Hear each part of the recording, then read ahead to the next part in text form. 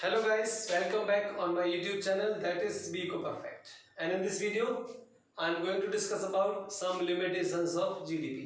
क्योंकि आपको पता है in my previous videos, अभी जो जस्ट इससे पहली वाली जो वीडियोस थी, it means वीडियो नंबर 17, उसमें हमने डिस्कस किया था रियल जीडीपी और नॉमिनल जीडीपी के बारे में, और उसमें ये भी हमने बताया था कि जो रियल जीडीपी कॉन्सेप्ट है in economics is much better than the nominal GDP. अब इसमें ये क्वेश्चंस है, अब इसमें हमारा ये क्वेश्चन है कि ये कितना बेटर है। रियल जीडीपी आपको अच्छे से पता है कि रियल जीडीपी तभी बढ़ती है जब आउटपुट बढ़ता है, एग्जैक्टली बिल्कुल बात मान ली, बट फिर भी क्या हम इसको can it be taken as a index of welfare in the economy, क्या इसको वेलफेयर से जोड़ना चाहिए? किसको? इंक्रीज इन रियल जीडीपी को, क्योंकि रियल जीडीपी तभी इंक्रीज होगी जब प्रोडक्शन बढ़ेगा, और प्रोडक्शन बढ़ेगा तो इसका मतलब ये भी है कि जो पर पर्सन अवेलेबिलिटी है ऑफ गुड्स एंड सर्विसेज वो भी इंक्रीज हुई है। रियल जीडीपी का मतलब ये है increase in real GDP. But क्या है, is it a perfect index to give information about the welfare of the economy, कि इकोनॉमी में वेलफेयर हो रहा है लोगों का? क्या ये बेटर इंडेक्स है? क्या रियल जीडीपी के बढ़ने से हम ये मान लें कि इंडिया में पॉवर्टी नहीं रहेगी? क्या हम ये मान लें अगर रियल जीडीपी बढ़ी तो इंडिया में अनएम्प्लॉयमेंट कम हो गया? क्या ये मान लें कि रियल जीडीपी बढ़ रही है तो लोग भूखे नहीं मरेंगे, people won't die with starvation? क्या चीजों को मान लें क्या? So in this video we will answer of such questions.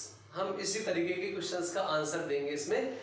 तो इस टॉपिक को नेम दिया जाता है जीडीपी एंड वेलफेयर, कि जीडीपी को वेलफेयर से रेट करना कितना सही है, या जीडीपी में अभी और क्या कमी है। क्योंकि हमारे यहाँ अगर रियल जीडीपी बढ़ती तो हमारे जो पॉलिटिशियंस हैं, इकोनॉमिस्ट हैं, वो सेलिब्रेट करते हैं। नहीं, बेसिकली इकोनॉमिस्ट ने तो एक तरीके से क्रिटिसाइज ही किया है इसका, बट पॉलिटिशियंस जो है वो सेलिब्रेट करते हैं कि रियल जीडीपी इंक्रीज हुआ है, it means we have progressed. But how much, कितनी प्रोग्रेस की है आपने, अभी पता चल जाएगा। तो लिमिटेशंस ऑफ जीडीपी, हमारी जीडीपी के अंदर, मैं रियल की बात कर रहा हूँ, नॉमिनल तो मैं मिसलीड यू। नॉमिनल जीडीपी तो वैसे ही प्राइस बढ़ने से भी बढ़ जाता है, वो उससे तो कुछ पता ही नहीं चलता कि एक्चुअल में कुछ हुआ भी है, आउटपुट में इंक्रीज हुआ नहीं हुआ। वो तो ऐसी है कि हो सकता है आउटपुट फॉल हो गया हो तब भी बढ़ जाएगी due to rise in prices. तो we are talking about real GDP, हम रियल जीडीपी की बात कर रहे हैं खूब। तो इसकी फर्स्ट लिमिटेशन है हमारी क्या है? GDP and distribution, GDP and distribution. पहली इसकी जो लिमिटेशन है हमारी जीडीपी की वो है डिस्ट्रीब्यूशन से रिलेटेड। अब तक हमने प्रीवियस वीडियो लेक्चर में ये देखा है, न्यूमेरिकल सॉल्व किए हैं, थ्योरेटिकली पढ़ा है। किसी भी न्यूमेरिकल में ये बताया कि क्या जीडीपी ये दिखा दिया कि कितना किसको गया। जीडीपी तो केवल ये दिखाती है कि gross domestic product last year कितना था, अब का कितना है। क्या इसने डिस्ट्रीब्यूशन से रिलेटेड कोई स्टैटिस्टिक्स प्रोवाइड किया? अब तक ऐसा हमने डिस्कस किया? बिल्कुल नहीं किया, आगे भी नहीं करेंगे फ्रॉम दिस चैप्टर। इस चैप्टर में है नहीं ये चीजें कि कितना किसको डिस्ट्रीब्यूट हुआ। तो बेसिकली जो इंक्रीज इन रियल जीडीपी है may not be taken as welfare oriented always, because GDP does not provide us data relating to the distribution of output, क्योंकि जो डिस्ट्रीब्यूशन है आउटपुट का उससे रिलेटेड कोई स्टैटिस्टिक्स हमें प्रोवाइड नहीं कराता है। और इंडिया में बात करें तो एग्जैक्टली कुछ ऐसा ही हो रहा है एट प्रेजेंट टाइम, क्योंकि एक तरफ देखें तो GDP is increasing year after year, every year, मतलब कभी 5%, कभी 6%, लास्ट ईयर का हम इंक्रीज कर देते हैं रियल जीडीपी में। बट जो डेथ्स है due to starvation, starvation means भूखमरी, जो भूखमरी से लोग मतलब कि जिनकी डेथ हो जाती है ड्यू टू स्टारवेशन, ऐसे लोगों की संख्या बढ़ रही है, रोजाना न्यूज चैनल में आती है। जो मलन्यूट्रिशन, इट मीन्स कुपोषण का शिकार होते हैं, ऐसे बच्चों की संख्या बढ़ रही है, बीमार लोगों की संख्या बढ़ रही है। भाई पर कहाँ वेलफेयर है? रियल जीडीपी बढ़ना, आप तो कह रहे हैं कि 5%, 7% जीडीपी बढ़ी, बट दूसरी तरफ number of deaths due to starvation has been also increasing. So what kind of welfare is shown by real GDP? तो किस तरीके का वेलफेयर है? बिल्कुल नहीं है। तो एग्जैक्टली ये हमारे जीडीपी की क्या है? लिमिटेशंस है, क्योंकि जीडीपी ये नहीं दिखाता कि भाई साहब आउटपुट तो बढ़ा है बट वो गया किसको? सपोज करो प्रोडक्शन बढ़ा है बट वो मुकेश अंबानी इसको कंज्यूम कर लिया, मुकेश अंबानी अकेले ने वो, ठीक है, या वो जो भी आउटपुट बढ़ाता उसका बेनिफिट केवल rich section of the society को मिला है, तो इसमें जो poor section of the society उसका क्या वेलफेयर होगा? और कोई भी अगर वर्ग, कोई भी सोसाइटी रह जाती है तो फिर वो वेलफेयर का इंडेक्स ही नहीं। हम कैसे मान लें कि वो वेलफेयर को दिखाता है कि हमारी इकोनॉमी में वेलफेयर हुआ है? तो इसलिए ये जीडीपी की कमी है। GDP can not be taken as an index of welfare always because of distribution, because of this limitation. ये कमी है जीडीपी की, डिस्ट्रीब्यूशन से रिलेटेड तो स्टैटिस्टिक्स से प्रोवाइड नहीं कराता है। सेकंड है हमारा GDP and composition. GDP and composition. Composition का मतलब क्या है कि कोई चीज किस चीज से मिलके बनी है? जीडीपी है, एग्जैक्टली हमें पता है टोटल गुड्स का, टोटल आउटपुट का एस्टिमेटेड वैल्यू होती है, मार्केट वैल्यू होती है, फैक्टर कॉस्ट वो होती है कि टोटल आउटपुट की वैल्यू क्या है इन टर्म्स ऑफ मनी, वो जीडीपी है। नेशनल इनकम है जिसको हम नेशनल इनकम के नेम से चैप्टर है हमारा। बट क्या जीडीपी ने कभी इस चैप्टर में हमने ये बताया कि प्रोडक्शन तो इंक्रीज हुआ है, सेल्स हुई है, स्टॉक है, किन चीजों की सेल्स? अब तक हमने जो न्यूमेरिकल डिस्कस किए हैं तीनों मेथड से, क्या उसमें एक भी ऐसा एग्जांपल आया जिसमें हमने ये बताया हो या जिसमें ये बताया गया हो कि कौन सी गुड्स का प्रोडक्शन बढ़ा है? It means GDP does not provide us any statistics related to its composition. Composition, again I repeat, कौन सी गुड्स के प्रोडक्शन, मतलब कौन सी गुड्स का प्रोडक्शन बढ़ा है जिससे हमारी रियल जीडीपी बढ़ी है। सपोज कीजिए अगर वॉर टाइम गुड्स का प्रोडक्शन बढ़ा है, हालांकि ऐसा डेटा नहीं प्रोवाइड करती जीडीपी, वॉर टाइम गुड्स का प्रोडक्शन बढ़ा है, हमने जो लड़ने के लिए जो भी बंदूक है, जो भी टैंक है, जो भी एयर जेट है, जो भी चीजें होती हैं उनका प्रोडक्शन किया, उनका प्रोडक्शन आउटपुट यानी उनका प्राइस से देखने में दिए कि जीडीपी बढ़ी, ऑब्वियस ही बात है बढ़ी है। आपने 10-20 हजार करोड़ के वो प्रोड्यूस कर दिए, वॉर टाइम गुड्स युद्ध के टाइम पे काम आती है, तो इससे डायरेक्टली क्या वेलफेयर हुआ? पहली बात तो कंपोजिशन के बारे में डेटा नहीं देता। हमें वही तो कमी बता रहे हैं कि कमी क्या है, कि क्यों नहीं लेना चाहिए हमें इंक्रीजिंग जीडीपी को वेलफेयर का इंडेक्स क्यों नहीं लेना चाहिए?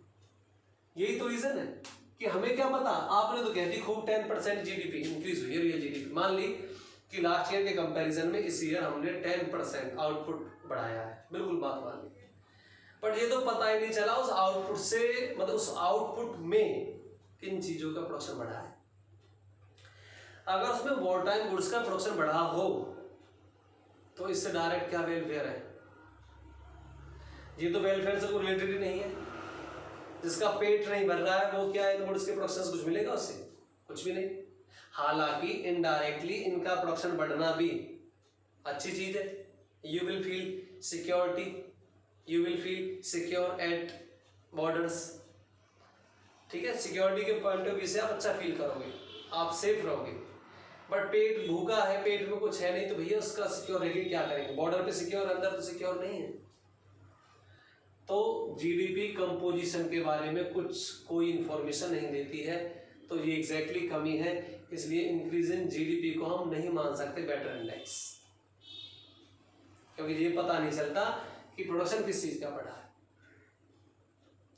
अगर वो 10% ऐसी गुड्स की वजह से बढ़ा हो तो that does not relate to any kind of welfare in the economy, ठीक है।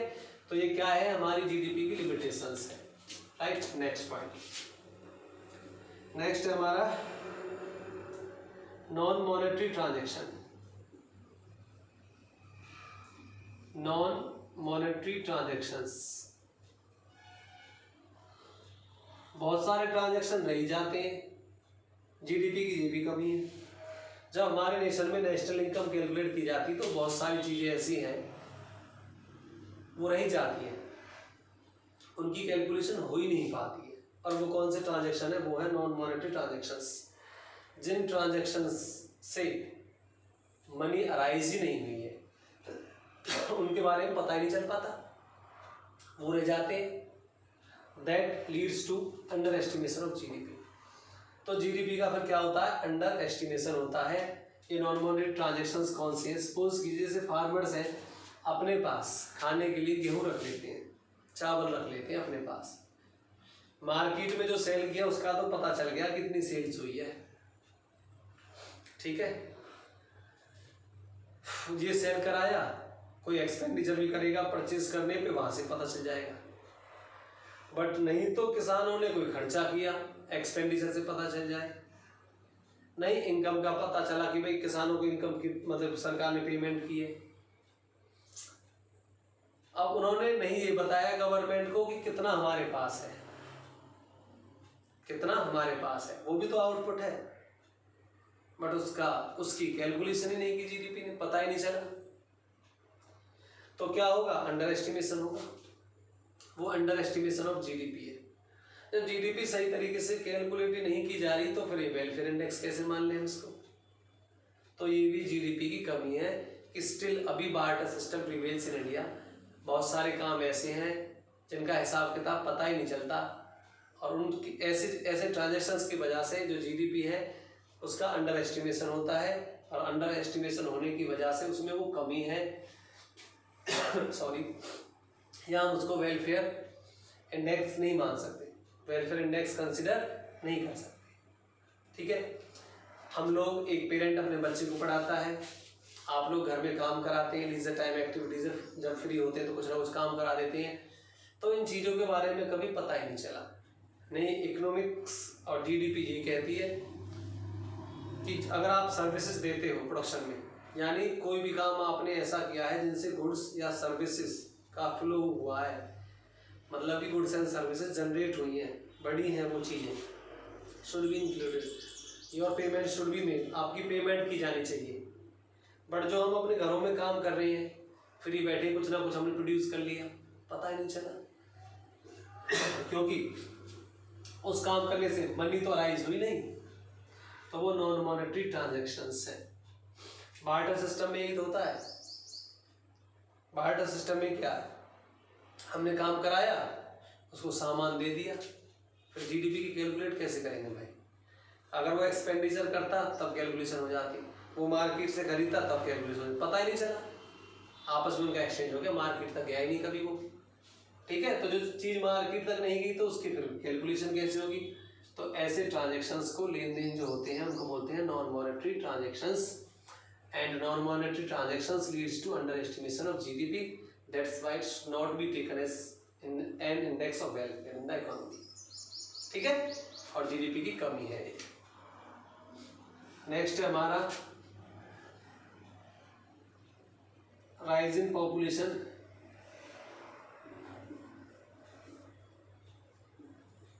एक जीडीपी की ये भी कमी है कि केवल ये तो बता देती है कितना परसेंट जीडीपी बढ़ी, 10%, 12%, 15%, बट पॉपुलेशन में कितना राइज हुआ उसके बारे में तो कोई डेटा देती नहीं है। अगर जीडीपी आपकी सपोज करो 5% इंक्रीज हुई है, यानी प्रोडक्शन आपका 5% इंक्रीज हुआ in comparison of last year, और पॉपुलेशन हुई है 12%, तो लग रहा है कुछ रियल जीडीपी बहुत अच्छा है, बहुत वेलफेयर हुआ होगा इकोनॉमी में, क्योंकि पॉपुलेशन 12%, भाई साहब आउटपुट 5%, पॉपुलेशन 12% बढ़ी है, तो कहाँ वेलफेयर, कहाँ लोगों का वेलफेयर हुआ है? ये तो और गलत काम हो गया। चाहिए 12% प्रोडक्शन बढ़ना चाहिए था, पॉपुलेशन बढ़ रही है भाई, बट नहीं, ठीक है। तो जो राइज इन पॉपुलेशन है makes GDP, makes real GDP less important, उसकी इंपॉर्टेंट को कम कर देता है। ये इसकी कमी है कि क्यों इसकी इंपॉर्टेंट कम हो जाती है, ठीक है।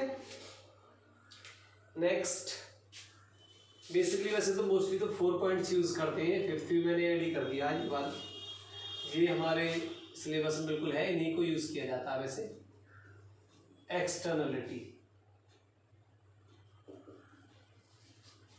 एक्सटर्नलिटी क्या होता है? एक्सटर्नलिटी होता है किसी भी एक्टिविटी का good and bad impact. Externality is refer to the good and bad impact of an activity.